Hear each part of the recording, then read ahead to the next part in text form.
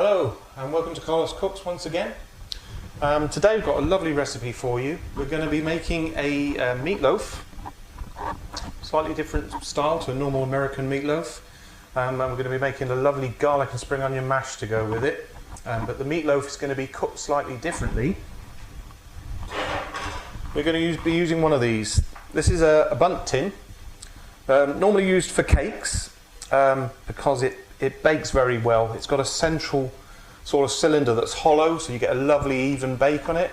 So it's also ideal for meatloaf. I actually used this at Christmas to make this meatloaf recipe in, and it came out lovely. So I'm going to do it for you today and show you how to do it.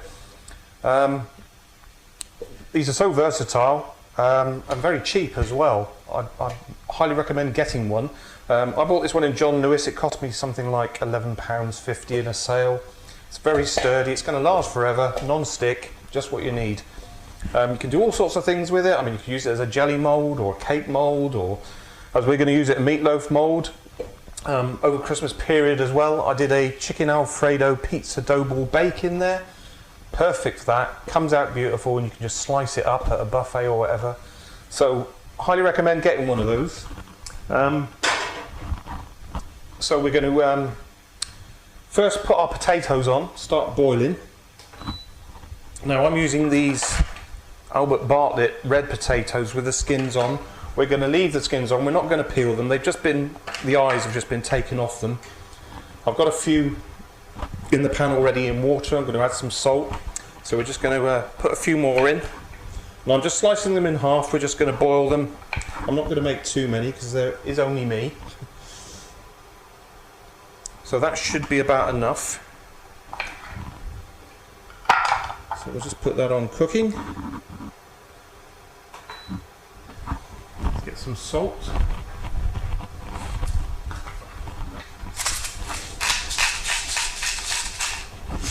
And what we're going to do is we're going to add a few chopped garlic cloves into that water so it can boil as well. I've got some garlic here I've already peeled. This is quite a long recipe, so I've done some of the prep ahead, but we're just going to cut the garlic in half and slice it rather thickly, and that will boil in with the potatoes. It will flavour the potatoes lovely, and then we'll actually mash that in with some butter and milk and these spring onions. So we'll leave that to get boiling while we start on the meatloaf.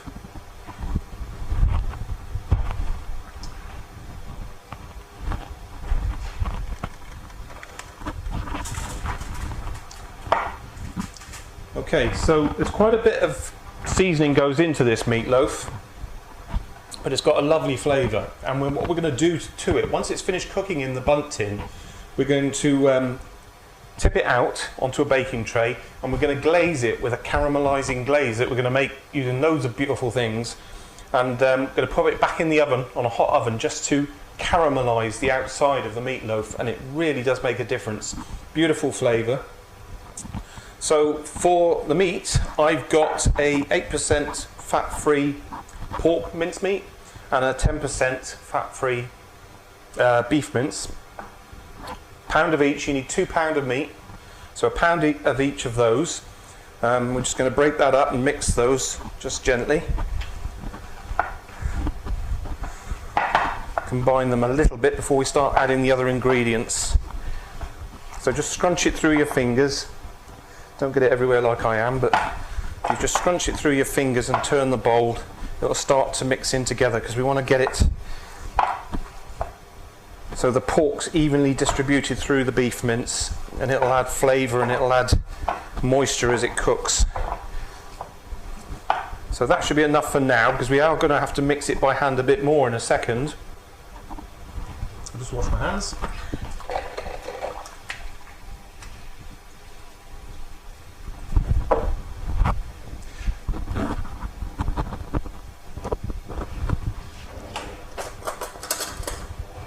Okay, so the next thing we're going to add is I've grated whole onion, or yellow onion if you're from America, and I've just grated that using a cheese grater. And all that's going to go in.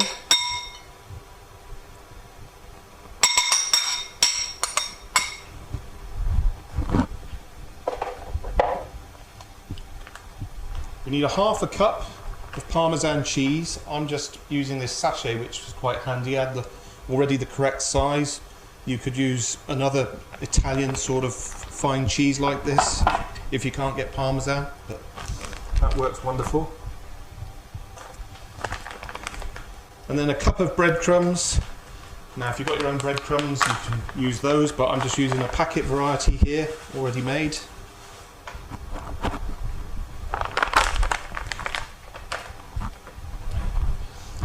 And then we're going to put 3 garlic cloves in there as well, but we're just going to chop those up.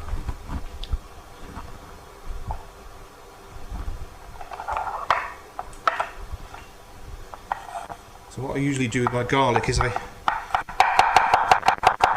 chop it quite fine to start off with, like that.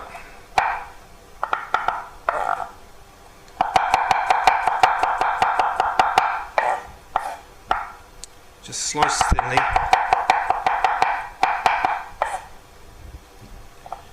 And then give it a little chop up with the wide side of the blade. And then to get it into a more of a paste, you add a little bit of coarse salt to it.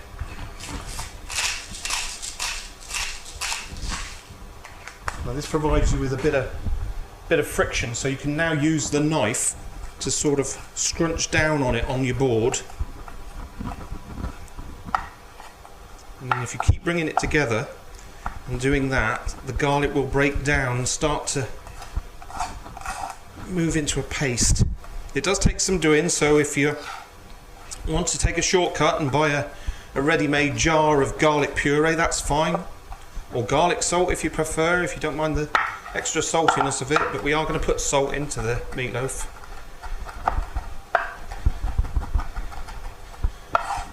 Now this is organic garlic, and what I find is the organic garlic seems to be very, very dry garlic, so it does take quite a bit of mushing. But if you persist, you can start, you'll see that's just starting to move into a paste.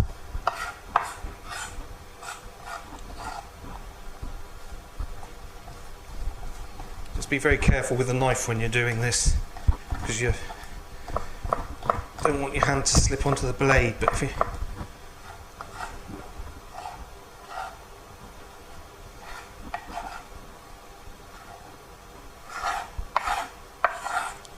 chasing it a bit round the board, but that'll do.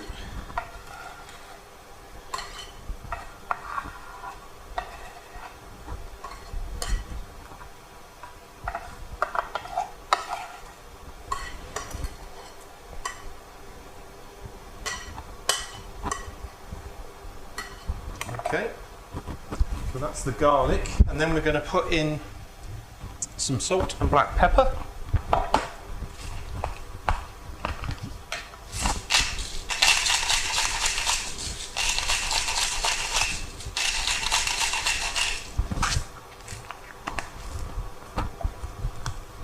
Quite a bit of black pepper, good couple of teaspoons.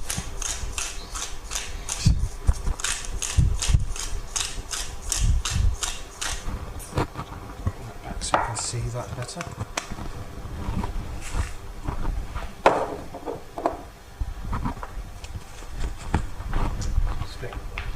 Right, next some herbs. I'm using Italian seasoning already mixed up. You want 2 dessert spoons full of that. You could use oregano if you wanted, or mixed herbs.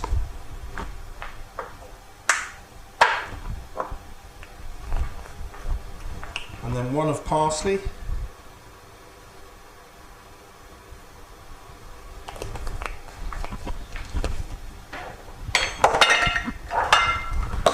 And then a half cup of milk.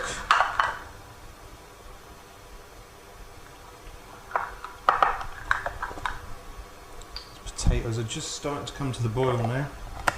Turn them up a little bit.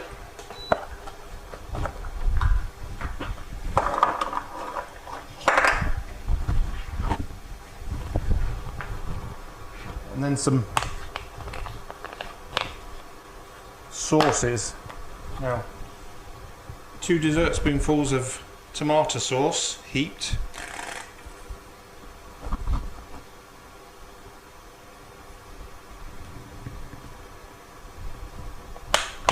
And 1 of barbecue. Now I'm using a honey barbecue here because that's going to add some extra sweetness. Just one heaped of the barbecue.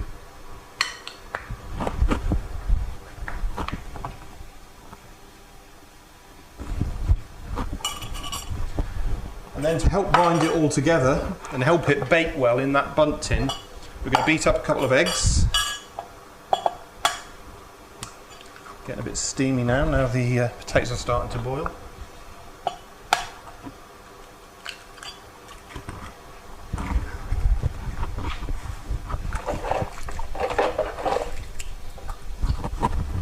We're just going to beat these eggs slightly, just lightly.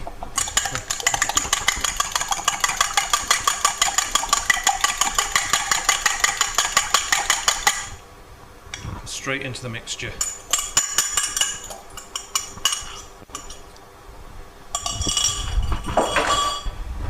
And next comes the messy part. Now I'm going to start it off with a spoon, we'll see how we go, but you've got to bind all this lot together. Equally coating all the meat. Could have done with a bigger bowl really, this one's a little bit on the small side, so we might have to get our hands in.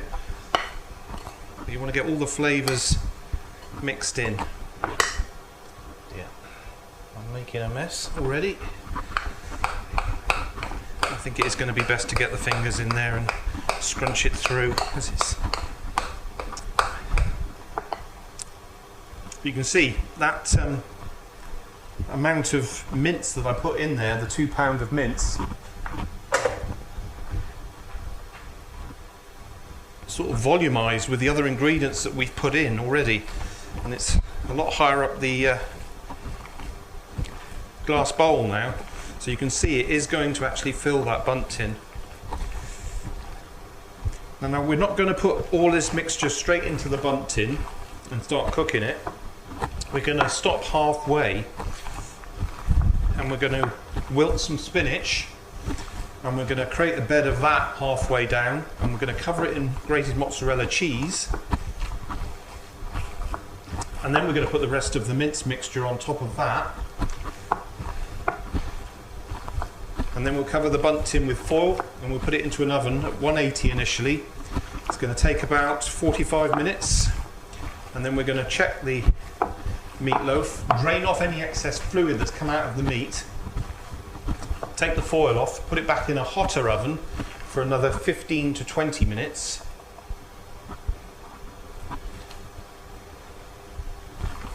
And that should just finish it off enough so that we can take it out once again, drain off the remaining fluids, leave it to stand just for about 5 to 10 minutes, and then we will tip it out onto a baking tray that's got some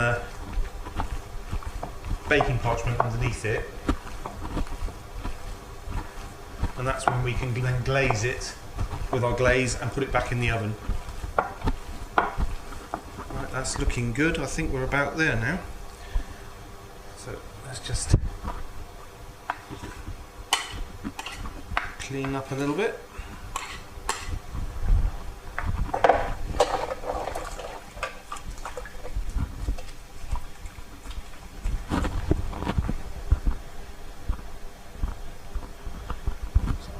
To one side a moment, and we'll get the oven on, get that up to temperature. I've put it up to 200 to start with. As soon as it gets to the temperature, I'll turn it down to 180 and we'll put it in. So we're going to coat the Bundt tin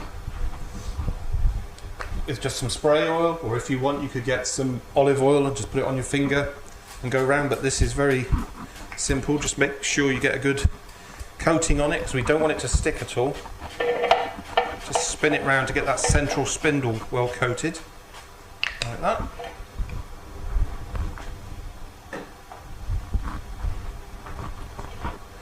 We'll get another spoon. Let's just check the potatoes, see how they're coming on. So we just want them to fall off the knife. Now these potatoes don't take very long to cook at all. They're a little way off, but they're smelling nice with that garlic in there. So now we can just start scooping the meat into the Bundt tin, turning it as you go. Make sure it goes all the way down into the sort of nooks and crannies of the Bundt tin. It will rest down as it cooks, but just push it down with the knife as you're doing so. Sorry, with the spoon. As I say, we want to go about halfway up, so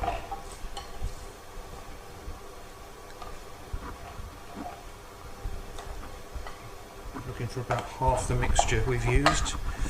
So just pushing it down.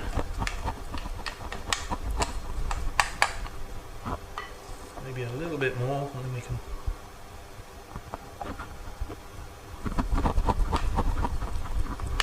think of putting that sandwich layer in, that we're going to have that spinach, wilted spinach and mozzarella cheese sitting in the middle of this meatloaf as we slice it. Whoop. Another one needed. Okay, so while those potatoes are just boiling, I'm just going to borrow the hob for a few seconds because it doesn't take long. And I've got quite a few handfuls of spinach here because it does wilt down to nothing. And we're just going to put that all in the pan.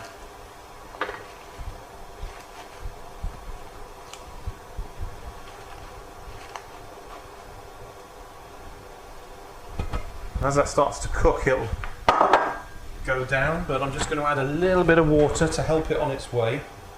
This will create a bit of steam underneath it.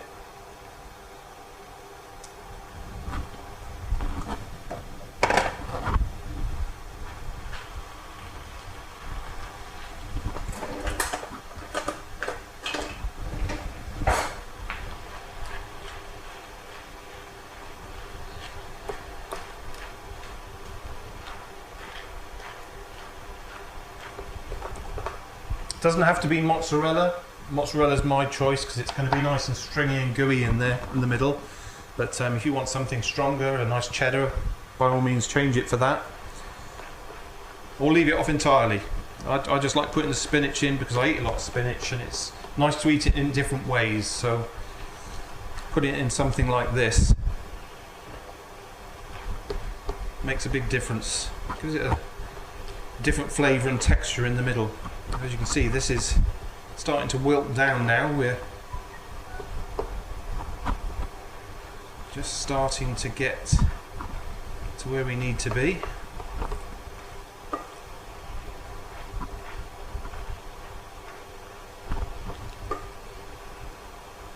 And there's not a lot there at all now.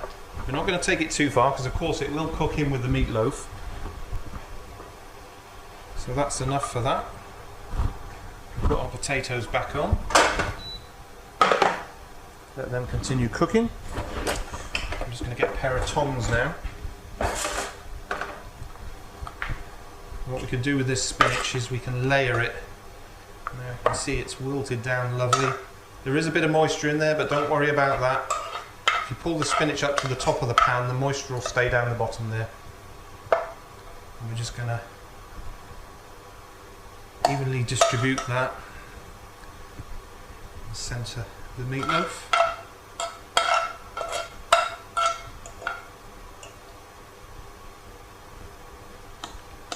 It's just going to give another flavour and texture to it. And of course it looks nice when you slice it as well. If you're slicing a bit of it because you're serving it on the table for guests, just seeing that extra colour in the middle, that little surprise for them. Okay, now a layer of mozzarella. It's going to go gooey and stringy. And I'm not going to cut back on this, I am going to put quite a bit.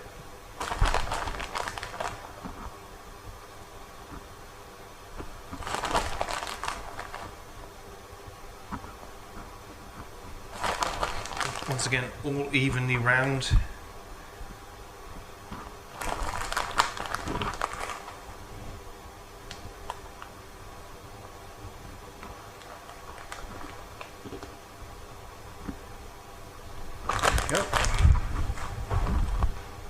now the rest of the mixture. So once again, now we just want to coat that top layer of cheese with the remaining mince.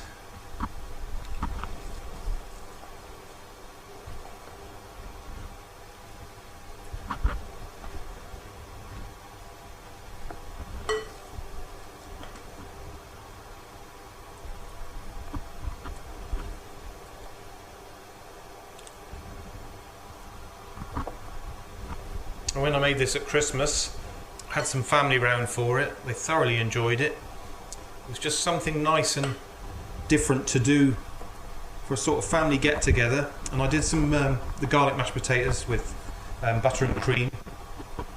Something a bit decadent because of the time of the year. And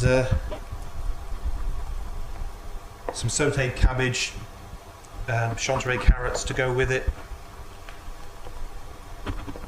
And it was wonderful. Okay, so you should now be at this point, should be looking a little like that. You can see we've got a bit of a gap. It's not reached right to the top of the Bundt tin, but as it cooks, this meat is going to expand and it will rise up and it will come to the top of that flute. So the next thing to do is to cover it with some foil. Just stops it from cooking too quickly. Shiny side down. And just make sure you cover it around the Bundt tin. Like that. But what you're going to do is going to put a hole in that central cylinder. Because what we want the oven heat to get in there and be able to escape and circulate. I'm using a fan oven, so it's going to circulate through the bottom of this Bundt tin and help cook the meatloaf. So we're going to put that into the middle shelf of our oven. I'm not putting a baking tray underneath.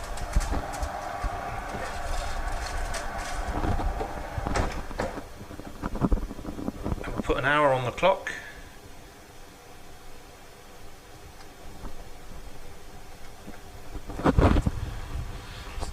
Check the potatoes again. These should be nearly there now, I think.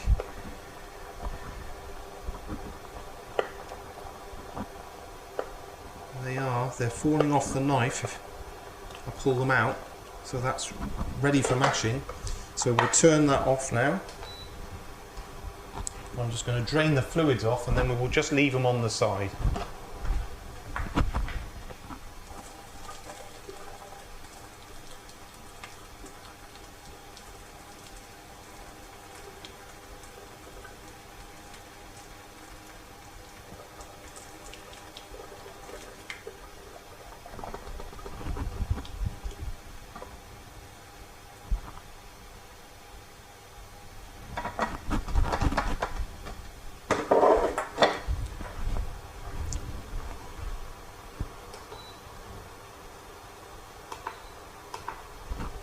Turn that off. Right, I'm going to clean up a little bit. So I'm going to leave you for a while the meatloaf is cooking. In an hour's time, I'm going to come and check it. We'll drain off the fluids, see if we can leave it to cook with the foil off on a higher temperature, and then we'll turn it out and glaze it. So I'll see you in a little while. Hi and welcome back. Right, the meatloaf has been cooking for just over an hour in the Bundt tin in the oven. And what I've done, a little change of plan, I took a quiche dish, drained off the excess juices and tipped the Bundt tin, once it had rested for about 5 minutes, into the quiche tin and removed the Bundt tin. So the meatloaf's just sitting in the oven now, still cooking and browning in the quiche dish. So what we're going to do now is we're going to make the glaze that we're going to put on it and turn the heat up in the oven and put it back in to caramelize up. We're also going to sweat some spring onions, which we're going to add to the mashed potato and garlic, and we're going to mash that up ready, and then we're going to serve.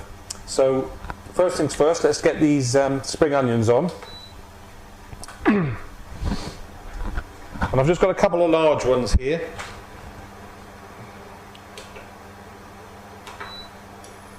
So So I'm just going to put a little bit of olive oil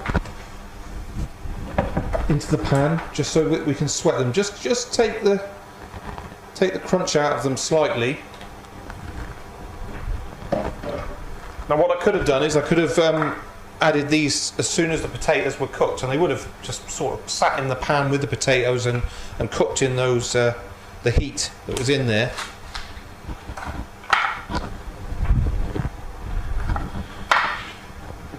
So, a little bit more skin left on this one that we're just going to remove. I've missed. And we're just going to very finely chop those, same as you would for a salad.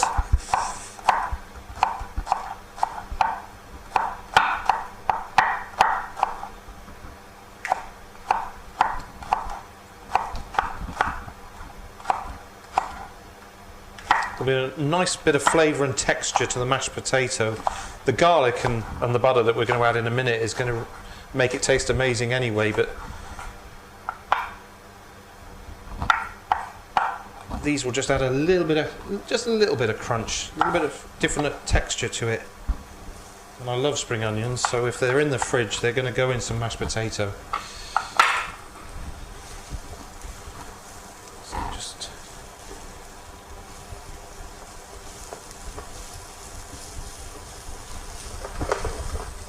and they do smell delicious. So I'm just going to turn that down a little bit, and we'll get on with the glaze that we're going to put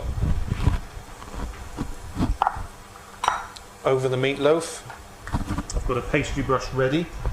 So the first thing that's going to go into this as the base for this glaze is tomato ketchup, and we'll put in half a cup of ketchup. It may look like quite a lot, but what we don't glaze on the meatloaf, we're going to drizzle over the meatloaf when we serve it.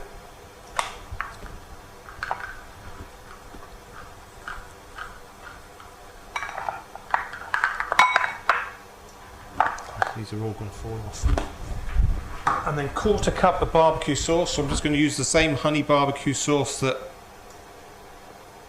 I used earlier to go into the meatloaf mixture.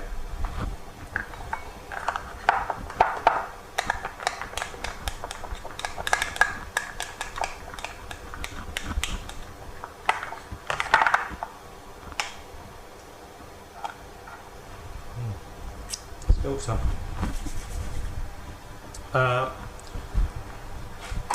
Then a dessert spoonful of yellow mustard. I'm using like a French hot dog mustard. You could put just plain English mustard in if you wanted to. This just adds a little bit of a kick to it.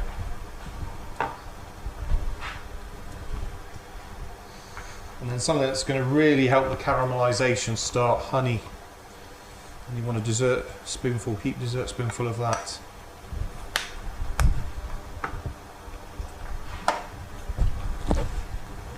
And then also level dessert spoonful of balsamic vinegar.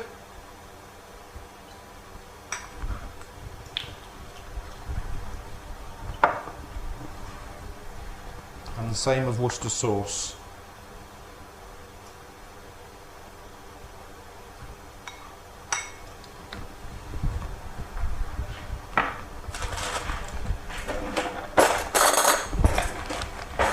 Final ingredient into there that's gonna make it taste amazing is brown sugar. And you can use any brown sugar you've got. I've got a very light brown sugar here, and we need two heaped dessert spoonfuls of that.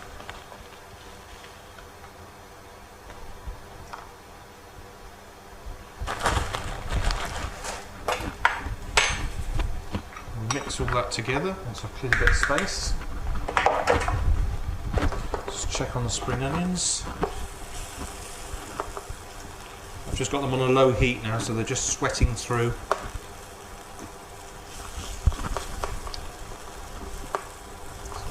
Just a little bit longer. So we'll mix this up.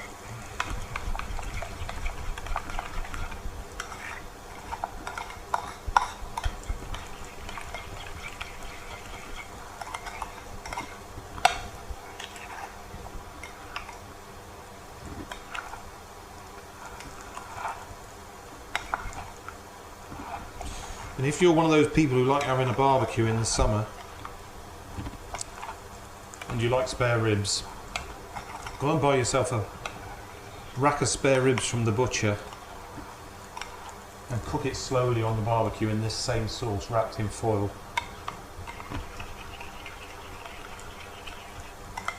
It'll go with anything. It's just a lovely sort of barbecue style sauce. It'll go with anything really.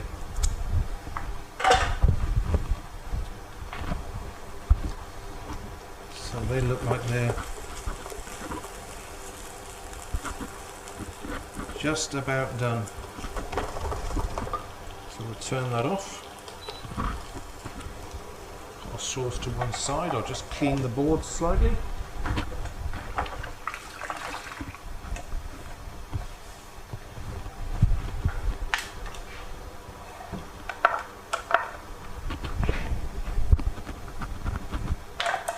Get the meatloaf out and glaze it. And then it's going to go back in the oven for about 10-15 minutes on high.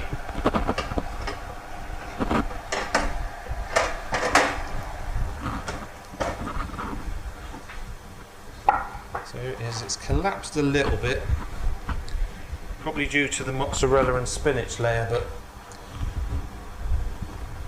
no problem. So we're just going to get our glaze now, just very gently so that we don't, well, it has actually firmed up not too bad, but it needs a good coating all over.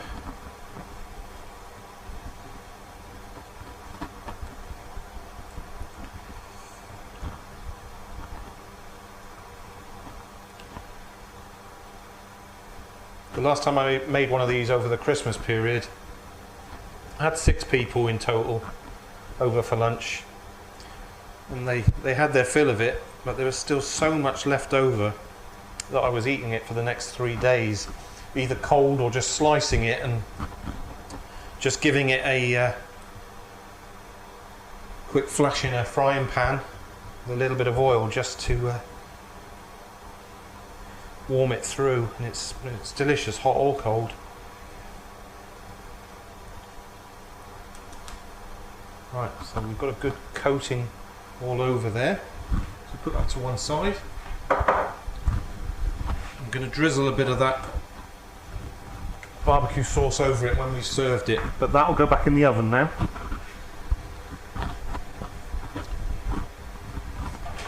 And all the sugars in those sauces, and the brown sugar as well, and the honey, I'm going to caramelise that lovely.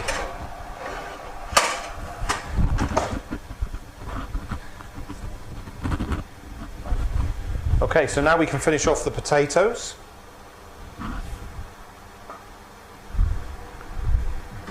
They've been sitting here a while. We've got the garlic still in there. So the first thing we're going to do is add some butter.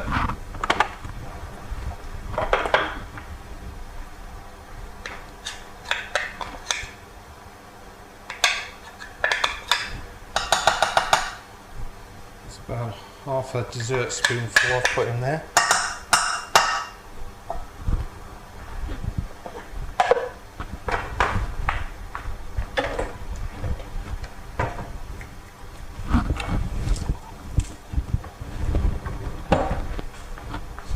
And some seasoning and some parsley. Then we'll mash this up and we'll add the spring onion at the end and just fold it in.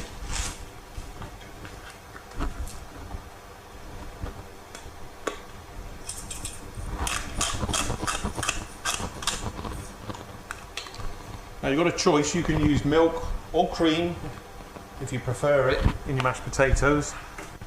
I'm only going to use a little bit of milk once I've mashed this up.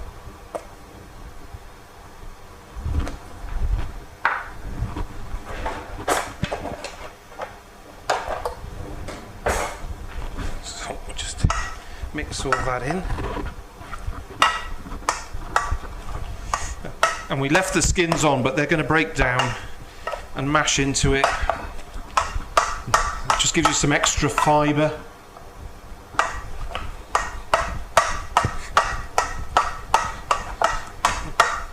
Once you've got it mashed to a sort of reasonable consistency, then you can add your milk or your cream. I'm just going to put a little drop in. It'll just help loosen it up a bit.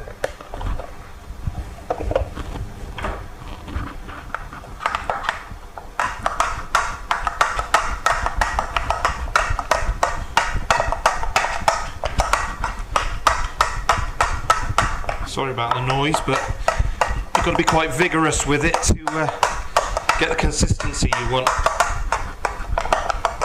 And get all the lumps out.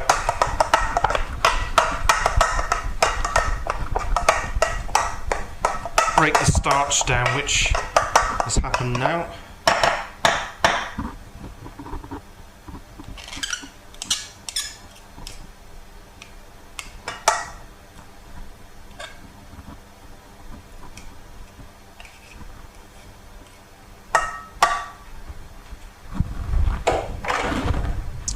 Let's add those spring onions in.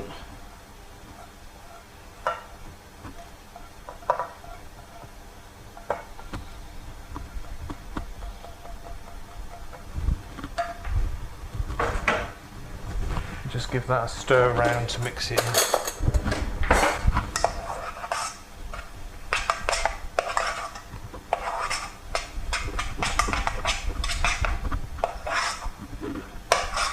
It smells lovely.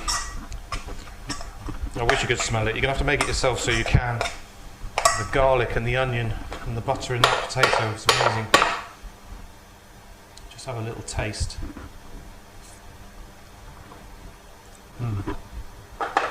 That's beautiful.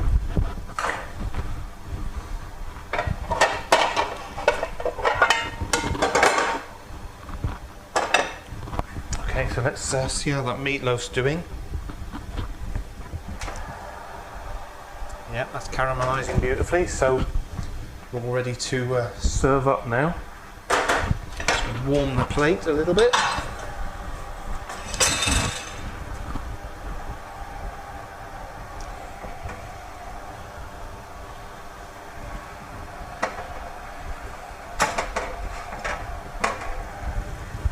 Now ideally, once the caramelisation has happened, you'd leave that to stand 10 minutes, maybe 15. Even cover it with foil and do that before you sliced it. But obviously, time's running out for us, so we're going to do it straight away.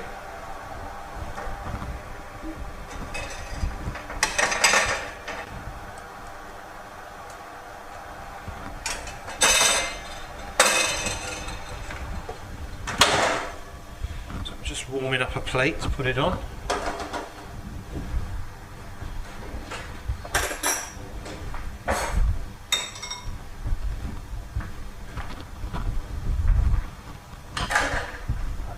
Cut it with a large knife, and I'll use a egg slice to help get it out. So I don't know if you can see that. It smells delicious, and it gets even better once it's left, because all the herbs that we put in the meat and the coating that we put on it to glaze it, you know, as it stands and goes cold, all that will mature in it and it'll taste amazing. You can eat it cold. It's beautiful.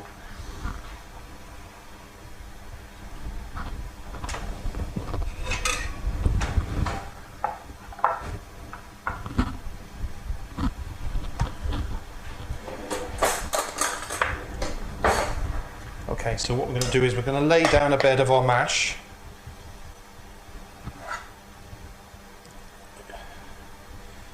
I'm going to serve the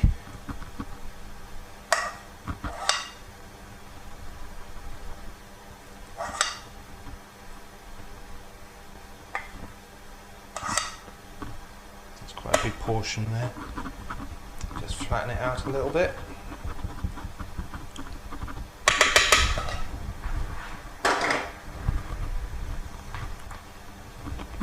Let's see if we can get some slices out of this. It's very gently cut through. It almost comes out like a wedge.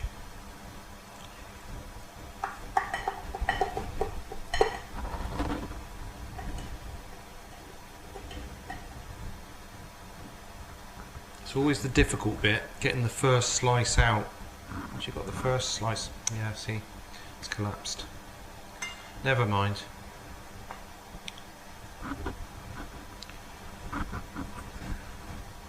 The second one should be easier because you can actually get in there and get the slice under it then.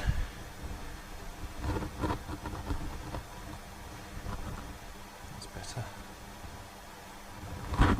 Maybe just one more small one.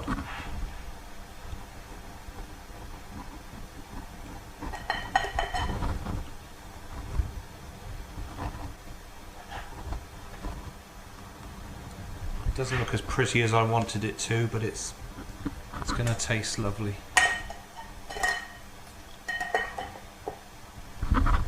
Let's just clean the plate up a bit.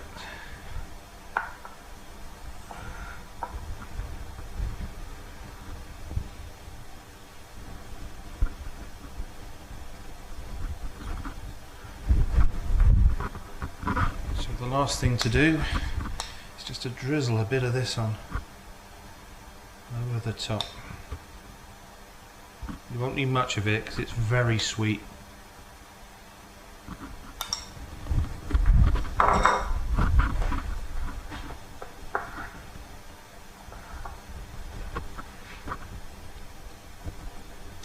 And one last thing, and I bet you can't guess what it is because I love it so. Sprinkling of parsley. I know Mr. Ramsay doesn't like parsley on everything, but I do. Anyway, there it is. That's the homemade meatloaf, cooked in a Bundt tin with various herbs and spices and sauces in it, and we've done a sort of ketchup, barbecue, mustard, mayonnaise, sorry, not mayonnaise, sauce, glaze, to go over the top of it to caramelise it, and it's served on garlic mashed potatoes with some sautéed spring onions. And it's going to taste lovely, and that's my dinner tonight. So, once again, I hope you enjoyed the video. If you didn't, give it a thumbs down, but I would like a thumbs up. And if you want to know when I upload any new content, don't forget to subscribe and click the bell notification icon. So I'll see you next time.